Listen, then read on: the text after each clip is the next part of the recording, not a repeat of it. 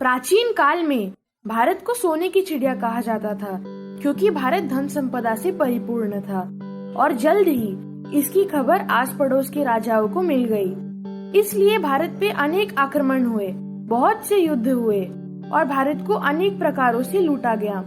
ऐसे में ही भारत का एक प्राचीन रत्न कोहिनूर को भी भारत से ले लिया गया और आज मैं इसी कोहिनूर की कहानी का वर्णन करने जा रहा हूँ, तो इसलिए वीडियो आखिरी तक जरूर देखें। कोहिनूर भारत के अतीत की समृद्धि का प्रतीक है। कहा जाता है कि 5000 साल पहले कोहिनूर भारत के गोलकोंडा के कोल्लूर माइंस में पाया गया था। तब इसका नाम स्यमंतक मणि रखा गया था और तब इसका वजन 793 कैरेट था। सन 1323 में कोहिनूर वारंगल के ककाटिया डायनेस्टी के पास था। तभी खलजी डायनेस्टी के शासक अलाउद्दीन खलजी ने दक्षिण भारत के कई राज्य जैसे देवगिरी, मदुरई और वारंगल पर आक्रमण किया और उन पर कब्जा कर लिया और वह कोहिनूर को वारंगल से लेकर दिल्ली चला गया। 203 साल तक कोहिनूर दिल्ली सल्तनत के शासकों के पास ही रहा। सन 1526 में कोहिनूर लोदी डायनेस्टी के शासक इब्राहिम लोदी के पास था। तभी समरकंद के शासक बाबर ने भारत पर आक्रमण किया और इब्राहिम लोदी को हरा दिया। फिर बाबर ने भारत में मुगल साम्राज्य की स्थापना की और इस प्रकार कोहिनूर मुगल साम्राज्य के पास आ गया। कोहिनूर कई साल तक मुगल साम्राज्य के शासकों के पास ही रहा।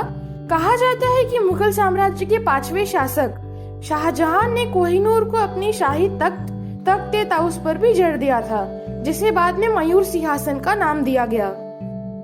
औरंगजेब के शासन के दौरान 1658 में औरंगजेब ने एक कारीगर को कोहिनूर को दिव्य आकार में लाने का आदेश दिया, पर उस कारीगर ने गलती से कोहिनूर को अनेक टुकड़ों में काट दिया और इस प्रकार कोहिनूर का वजन 186 कैरेट हो गया। सन 1707 में औरंगजेब की मृत्यु हुई। इसके पश्चात मुगल साम्राज्य में कोई भी काबिल शासक न होने के कारण सन 1739 में पर्शिया के राजा नादिर शाह ने भारत पर आक्रमण किया और कई हीरे जवाहरात के साथ कोहिनूर को भी दिल्ली से पर्शिया ले गया। कहा जाता है कि नादिर शाह ने ही स्यमंतक मणि को कोहिनूर का नाम दिया था, जिसका अर्थ रोशनी का पर्वत होता है।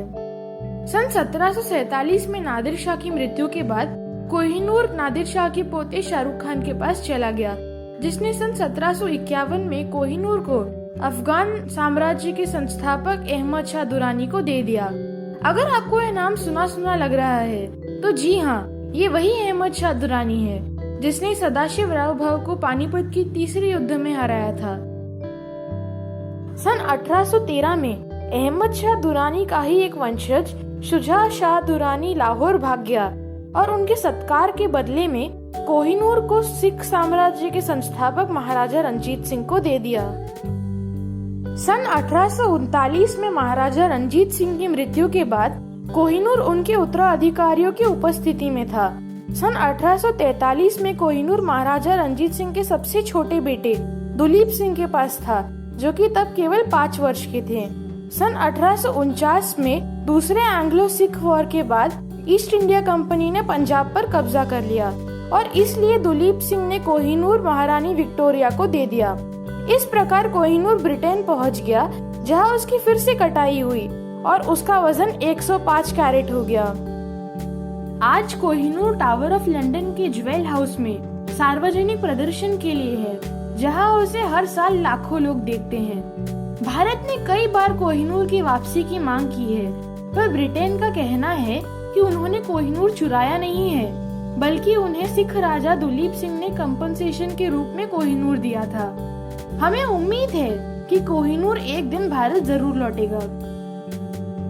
अगर वीडियो अच्छा लगे तो इस वीडियो को लाइक करें, अपने दोस्तों के साथ शेयर करें और आगे भी ऐसे ही कंटेंट देखना चाहते हैं तो सब्सक्राइब करें फैक्ट्स एंड स्टोरीज।